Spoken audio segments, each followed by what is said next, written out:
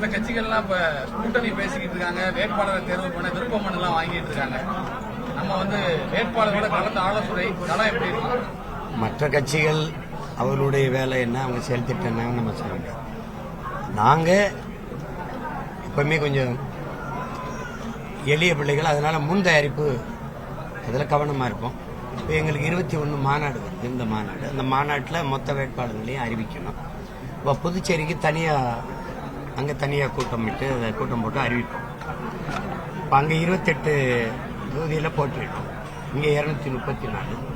இந்த 234 இங்கே அறிவித்து நாங்கள் களத்துக்கு போயிடுவோம். தேர்தல் தேதி எப்போ வருது அதெல்லாம். அதனால எப்பவுமே நாங்கள் முன் தயாரிப்பில் கவனமாக இருப்போம். போன முறை நாடாளுமன்றத்தில் எங்களுக்கு சின்னம் இல்லாதனால ரொம்ப திணறிட்டோம். அது வேட்பாளர் அறிவிக்கும் போது கூட எங்களுக்கு எந்த சின்னத்தில் போட்டியிட போறோம்னு தெரியல. இப்போ எங்களுக்கு முன்கூட்டியே எங்களுடைய விவசாய சின்னம் இருக்கிறதுனால நாங்கள் தேர்தல் தேதி அறிவிக்கிற வரை காத்திருக்காங்க. மாநாடு முடிஞ்சோடனே களத்தில் வேலை, இப்பவே எங்கள் பிள்ளை வேலை செஞ்சுட்டு தான் இருக்காங்க, தொடங்கிடும்.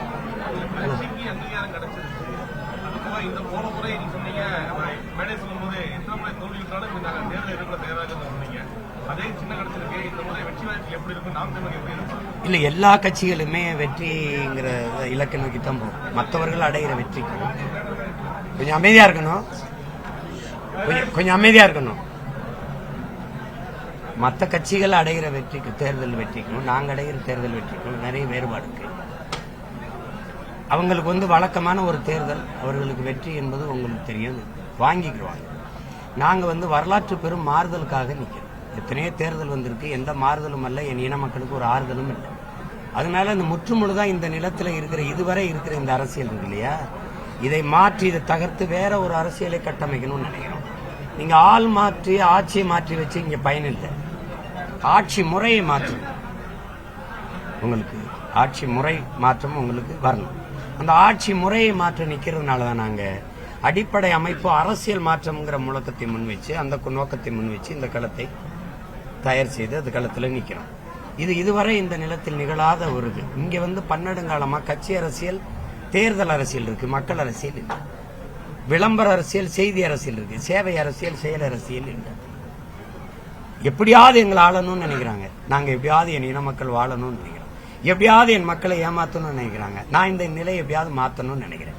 இது ரெண்டுக்கும் வேறுபாடு இருக்கு. அவர்கள் திராவிடருங்கிறாங்க, நாங்க தமிழர்கள்ங்கிறோம். அவங்க இந்தியருங்கிறாங்க, இல்ல நாங்க தமிழர்கள், இந்திய நாட்டின் குடிமக்கள்ங்கிறோம். இதுக்கு கோட்பாட்டு அளவுல நிறைய நாங்க தள்ளி நிக்கிறோம்.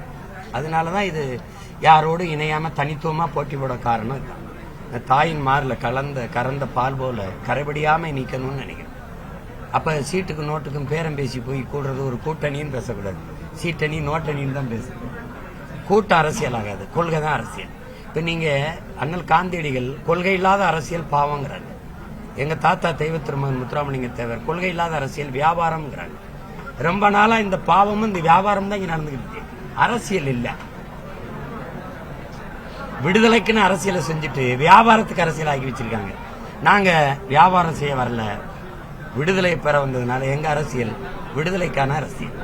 எந்த கட்சி ஆட்சிக்கு வரணுங்கிற மாதிரி ஒரு முடிவு பண்ணாம ரெண்டு கட்சிகிட்டயுமே கூட்டணி பேசுறாங்க. இதை எப்படி இந்த கூட்டணி பேச்சுவார்த்தை? இதை நீங்க அண்ணன்ட்ட கேட்க கூடாது. நான் இந்த செயலை அருவருக்கிறேன். நீங்க உங்களுக்கு அந்த வழி இருக்கிறதுனாலதான் என்கிட்ட அந்த கேள்வியா எழுப்புறீங்க. இதை ஒரு தலைமுறையை கவனிக்கணும். இது எந்த மாதிரியான அணுகுமுறை? தேர்தல் வரும்போது பேரம் பேசிக்கிட்டு எங்க சீட்டு நோட்டு படியுமோ அங்க போறதுங்கிறது எந்த மாதிரியான கொள்கை கோட்பாட்டு அடிப்படையில் வேலை செய்யறாங்க? இப்ப திமுக இருக்கிற 10 அமைச்சர்கள் கிட்ட அதிமுக இருந்து அமைச்சர்கள். அப்ப இது ரெண்டு வெவ்வேறு கட்சின்னு எப்படி நினைக்கிறது? போன தடவை இங்க இருந்த அமைச்சராக இருந்தவர் இங்க இருக்கிறார். உங்களுக்கு புரிதுன்னு நினைக்கிறேன். அப்ப எந்த கட்சி வந்தாலும் அந்த கட்சியில போய் சேர்ந்து அங்க அமைச்சர் பதவி அனுபவிக்கிறது அது பதவிக்கானதா, மக்களின் உதவிக்கானதா, அது பணத்துக்கானதா, இனத்துக்கானதா? அப்ப இது ரெண்டு வெவ்வேறு கட்சின்னு எப்படி? இந்த கட்சியில இருந்து இந்த கட்சியில கொள்கையில மாறுபட்டு இருந்தா எப்படி இந்த கட்சியிலையும் பதவி இந்த கட்சியிலையும் பதவியில இருக்க முடியும்? அப்ப இங்க போய் சேரும்போது தாய் கழகம்ங்கிறீங்க, இது சேய்கழகம்ங்கிறீங்க. அப்ப தாய் மாதிரி தானே பிள்ளை இருக்கும். தாய் சரியா இல்ல, கேவலமா இருக்கு, ஊழல் லஞ்சத்துல ஊறி திளைக்குது, அது கொலை கொள்ளையில இருக்குது, இப்படி இருக்குது அப்படின்னா அதே தானே அதையும் செய்யும். நூலை போல் சேலைங்கிறான், தாயை போல் பிள்ளைங்கிறான். நூலு மஞ்சளா இருந்து சேலை சிவப்பா வருமா?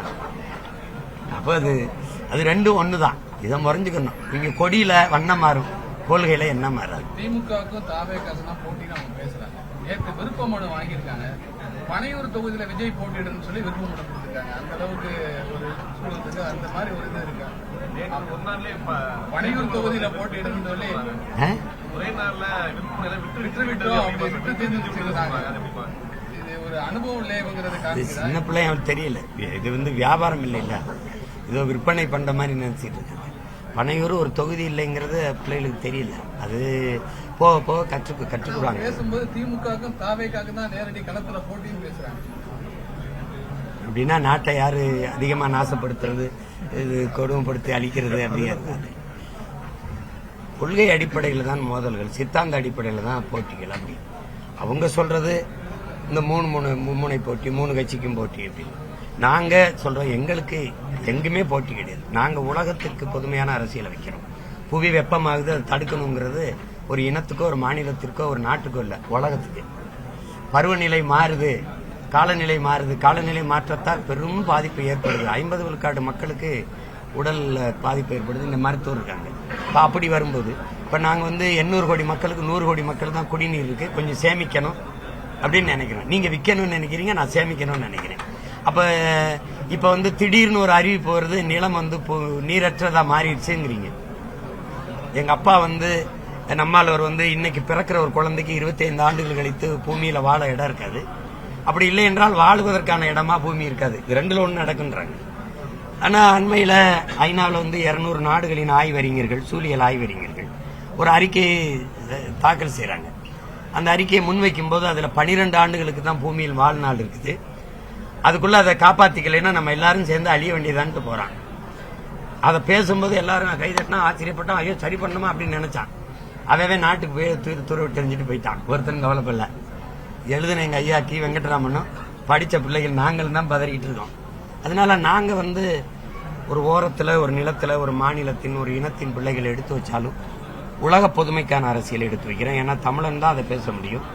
ஏன்னா யாதும் ஊரே யாவரும் கேளீர்னு பேரன்புண்டு நேச்சது என் தமிழ், அதனுடைய பிள்ளைகள் நாங்க தான் அகர முதல எழுத்தலாம் ஆதி பகவன் முதற்றே உலக என்று உலகம் தழுவி நேசித்து நின்ற பிள்ளைகள், உயிர்மை நேயர்கள் நாங்க தான். இப்ப நாங்க தான் உலக பொதுமைக்கான அரசியலை முன்வைக்க முடியும்.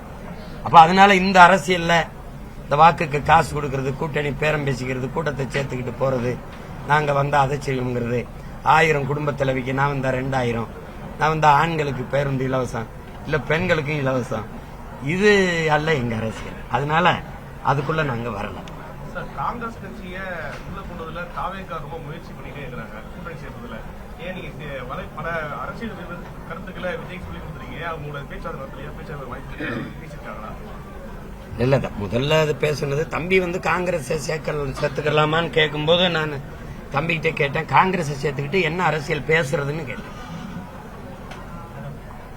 அவர் கவனிச்சார். அது இப்ப எப்படி பேசுவீங்க? கச்சத்தீவுன்னு பேசுவீங்களா, இல்ல காவிரி நதிநீர் உரிமையை பேசுவீங்களா, இல்ல மீத்தேன் ஈத்தேன் நம்ம நில வளத்தை சுரண்டதுன்னு பேசுவீங்களா, கல்வி மாநில உரிமை அதை எடுத்துக்கிட்டு போனது எப்படின்னு பேசுவீங்களா, இல்ல சரக்கு மற்றும் சேவை வரி கொண்டு வந்தது யாரு, நீட்டை திணிச்சது யாரு, என்ஐஏ கொண்டு வந்தது யாரு, இல்ல நமது உரிமைகள் எல்லாம் பறிச்சு மாநில உரிமையை கேட்டு நிக்கிறோம், மாநில உரிமை எடுத்துட்டு போனது யாரு? உங்களுக்கு புரியுதுன்னு நினைக்கிறேன். ஒரு தேசிய இனம் தன் விடுதலைக்கு போராடிச்சு, ஒரு தேச விடுதலைக்கு. அந்த விடுதலையை அடிச்சு நாசமாக்குன ஆள் யாரு? கட்சி யாரு? அதிகாரம் யாரு? அப்ப அந்த கட்சியை சேர்த்துக்கிட்டு எந்த அரசியல பேசுறது?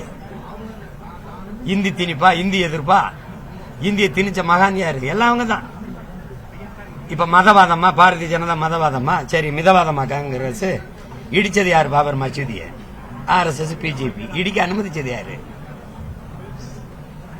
கொலை செய்யறவனை விட அவன் குத்துறதுக்கு வசதியா என்னை பிடிச்சுக்கிட்டு பாரு, அவன் தான் பெருங்கொடுங்கொலை. அப்படி இடிக்க அனுமதிச்சது யாரு? காங்கிரஸ். அப்புறம் என்ன பேசுறது சொல்லுங்க? விடுதலை பெற்ற இந்தியாவை 1/2 நூற்றாண்டுகள் ஆண்ட கட்சி இது, ஆட்சி இது. இந்த நாடு மீள முடியாத ஏழ்மை வறுமையிலையும் ஊழல் லஞ்சத்திலையும் ஊறி திளைக்குது. அதுக்கு காரணம் யாரு? 196 லட்சம் கோடி கடனை தொடுது. இதுக்கு யாரு பொறுப்பு இருக்கணும்? கடன் வளர்ச்சியே ஒரு நாட்டின் வளர்ச்சி. ஜிடிபி ஏறுது, எங்கிட்ட ஏறுது? நாட்டின் வளர்ச்சின்னு கடன் வளர்ச்சியை கட்டமைக்கிறீங்க நீங்க. எல்லாவற்றையும் தனியாருக்கு தாரை வார்த்து கொடுத்து, தனியார் மயம், தாராளமயம், உலகமயம், இந்த பொருளாதார கொள்கையை ஏற்றுக்கொண்ட கட்சிகள் இது 2 கட்சியும் தானே. அறிவை வளர்க்கும் கல்வி தனியார், உயிரை காக்கும் மருத்துவம் தனியார், குடிநீர் விநியோகம் தனியார், போக்குவரத்து தனியார், வானூர்தி நிலையம் நடத்துறது தனியார், விண்ணூர்தி நிலையம் தனியார், எல்லாம் தனியார்னா அரசின் வேலை என்னன்னு ஒரு கேள்வி இருக்கு. அதை யாரை பார்த்து கேட்கறது? நான் சொல்றது புரியுதா? அதனால அது தம்பி அதை நினைக்கிறாரு. எனக்கு எங்களுக்கு காங்கிரஸ், இந்திய கட்சிகள், திராவிட கட்சிகளோட தேர்தல் உடன்பாடு இல்லை. இதுக்கு மாற்றாதான் நாங்க இந்த நிலத்தில் இந்த அரசியலை கட்டி எழுப்புறோம். ஏன்னா நாங்கள் தமிழ் தேயர்கள், தமிழர்கள். என் நிலத்தின் வளத்தை காக்க, என் மண்ணை மக்களை காக்க, என் மொழி இனத்தை காக்க, அதன் கலை இலக்கிய பண்பாட்டை காக்க, வரலாற்றை காக்க, என் மக்களுக்கு ஒரு பாதுகாப்பான வாழ்வு, இதுக்கெல்லாம் ஒரு அரசியல் இருக்கு. அது நாங்க செஞ்சாதான் சரியா இருக்கும். கமலஹாசனுடைய நாடாளுமன்ற முதல் பேச்சு